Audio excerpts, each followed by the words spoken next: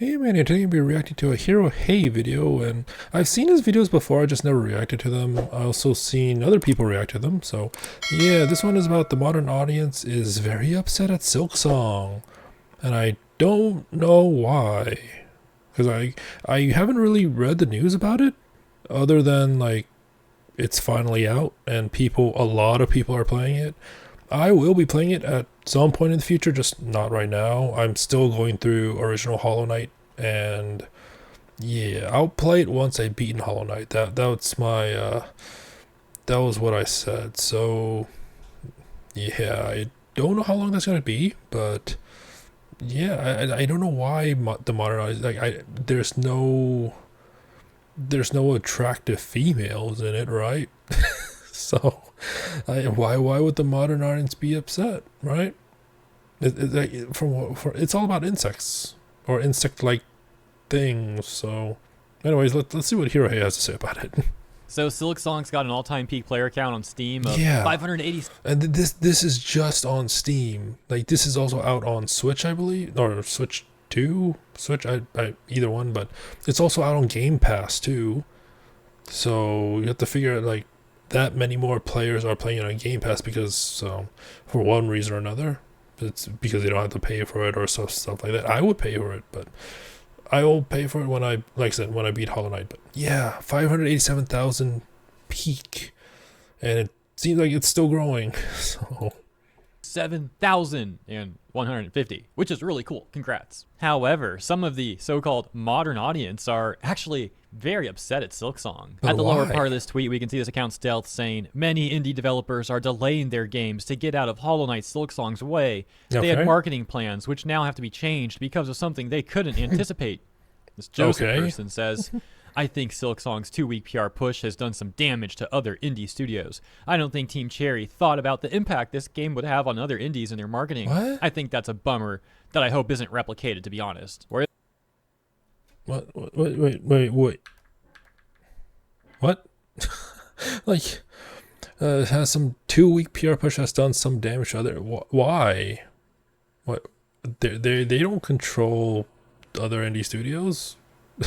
Also, I don't know if I'm in the minority about this, but I feel like announcing your game is going to release in 2 weeks is much better than really announcing a release date like 6 months to or even longer ahead of time, right?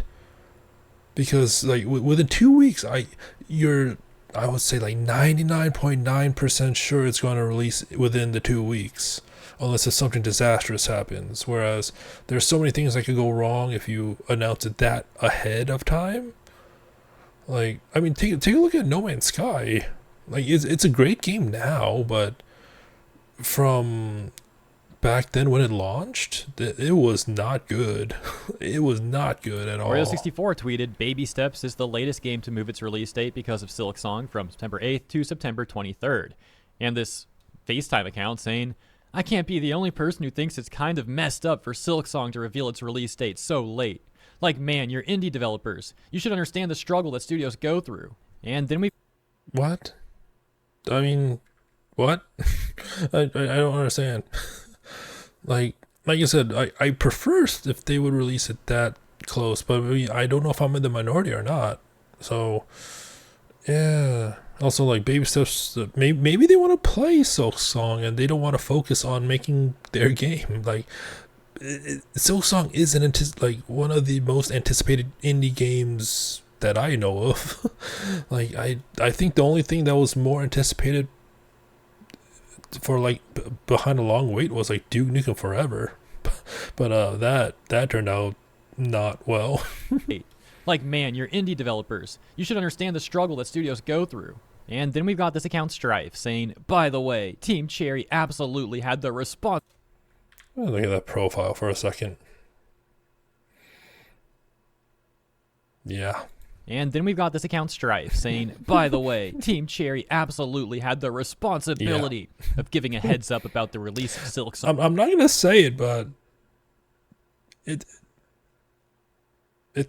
I'm not gonna say it. And accommodating other indie devs in regards to it. art isn't made in a vacuum, and as indie devs, they absolutely should know how hard it is for other indie devs to be visible. And some But I mean, the devs are already popular from Hollow Knight. Is like by launching it regardless, they're gonna be overshadowing other indie devs, right? Like, am I in the minority of this? Like, what? What is Hollow Knight Silksong's cheap price up? No. What? This is annoying me. gaming journalist article titled, This is why I don't "Is react Hollow to Knight these that Silksong's much. cheap price a problem for other indie games? Devs and publishers weigh up its impact." It's a very odd thing. I mean, indie devs should be celebrating the success of Silksong, Right. not complaining about it. And to be fair, there have been lots of devs congratulating Silksong. Okay. However, clearly, some aren't. And instead, they're insulting Silksong and the devs who worked on it. And it comes off That's like immense wild, jealousy.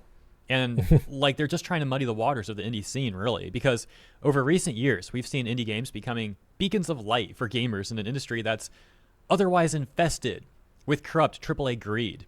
Artur, Yeah. the dev behind the indie series Soul Ash, would give his thoughts. We can see him saying here, some devs have become dependent on press, experts, publishers, conferences. So I thought he was gonna read that tweet, but I feel like ranting about this. You can tell me if I'm wrong about this. Maybe it's just me, but I find it very stupid that so many indie devs and game journalists are attacking Hollow Knight Silksong devs for announcing the game's release date 2 weeks in advance instead of longer, and charging players $20 for it and not higher. Like it's always let me finish before I give my thoughts. How Cherry is inconsiderate and horrible for giving other indie devs such a short notice window, and how their pricing hurts. What? Whatever. To me, all of this sounds like self-centered, cynical indie game or indie TM game dev politics nonsense. I mean, yeah, that's what it sounds like. Who are you to decide what someone else does with their own career? Yeah. And it's like, if I were a game dev and I finish the game I made and want to release it, I'll decide how long I want to inform my customer base in advance. And no under indie click dev gave me help in it. Yeah. It's like, it's always the pricing in general is always a toss up, right? Because I think when it was like in an Assassin's Creed video I reacted to, like, you could charge a lot of money for it, but you'll get less sales. Or you could charge a lot less and get a lot more sales, but I mean, obviously the amount you get per purchase is less than the other option, right? But you do sell more because it is a lower option, or I guess a cheaper option. Whatever. Cheaper makes it sound better, but it's really not. But yeah,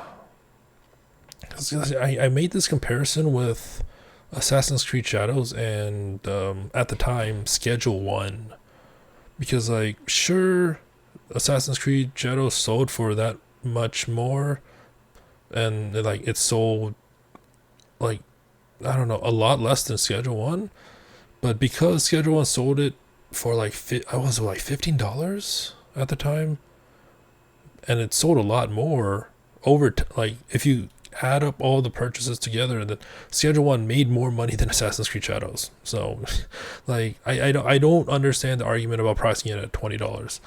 Like, if they want to price it $20, they can price it $20. If they want to price it $30, they can price it $30. If they want to price it $10, they want to price it $10. But they chose $20, and people seem to like it, as shown by the 500,000 plus people playing it on Steam. So yeah, and I already discussed about the release window, like the 2-week thing. So Agreed. Artur, the dev behind the indie series Soul Ash, would give his thoughts. We can see him saying here, some devs have become dependent on press, experts, publishers, conferences, awards, and a network of corporate friendships, and it shows. In other words, some of them are apparently selling out to the very AAA corpos that have pushed gamers away and more into the indie scene to begin with. He would go on to say, many independents are still trying to preserve the meaning of the indie dev term. yeah, 'cause like, I don't like, this is me personally, I don't like it when you see all the, like, a game advertising themselves and it has like 50 different awards, right? I'm like, sure, they might be deserved and it might be like they earned it and all that, but like to me it's like I'm not gonna play a game or buy a game based off how many awards they get. Like they could get all these awards and the game still might not appeal to me. I'm not gonna buy it. So I don't know.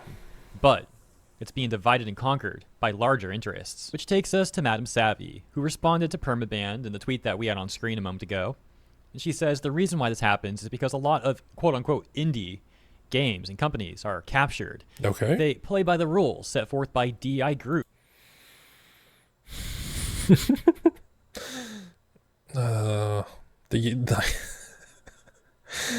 Oh, so of course. So they can be rewarded. Silksong's team didn't do that. They did their It's own. like rewarded by who? Like sure they'll give you funding if you incorporate these DEI stuff, but then it's not going to appeal to the gamers at all. So you're not going to get that profit in return. So short term gains is not a thing. I mean, if that's what you want, then sure, but I don't think that's a viable strategy. Thing. Anyone can release anytime for any price with zero notice. Yeah. The individuals outing themselves with that language most likely have some interesting connections to industry capture crews. Now, ultimately, I think most indie devs, and when I say most, I mean like 99% or so, by far pretty much all of them, are still very cool, hardworking people. But it is concerning that there's a very small fraction who are apparently willing to sell out to corporate interests and do what they can to subvert the indie genre. But let me know what you think about all this stuff in the comments. And yeah, I don't understand why they would like criticize another student, like in a sense that I guess they're seeing it as a competition, and like throwing this game out of without any warning is just, it's not giving them fair competition to their eyes. But I mean, it's a game. Make a good game that that the gamers will like. I mean, it's like, and people will buy it. Is it that hard? Like, from what I've seen, gamers do not like unattractiveness in their characters, especially female characters, and they keep pushing that down people's throats, and people are not buying it, and people are still not buying it, but they don't learn. Also, if you're trying to like prove up like political point, then they're not gonna buy it as well. It's like they're like, if you want to push it out as your own passion project, then go for it. But if you're gonna, don't expect that it's gonna be game of the year if you do that. Like, honestly. Oh jeez, I don't know. as always, thank you so much for tuning in. Hope you have a great rest of your weekend, and consider liking and or subscribing if you enjoyed my coverage. Helps out greatly. I appreciate it. I do like the coverage. See you in the comments here and in the next one. Albeit annoying. not his, but what the people that he posted are saying that it's so annoying. I mean, sure, there's like some I do agree Selling with. out to the very AAA. Some I do agree with, but like the early ones is kind of like, like also like what? It's not a problem for other people. Have less money now and are buying fewer games. Maybe that's why they took that into consideration and priced it 20. So I don't know. I saw this and I wanted to react to it, and it's like, I'm annoyed. I mean, if anyone wants me to react to more of Hero Hey stuff, or even like Rev Says Des, then I will. But yeah, it is what it is. So anyways, hope you enjoyed it. Until next time, thank you for watching and have a nice day.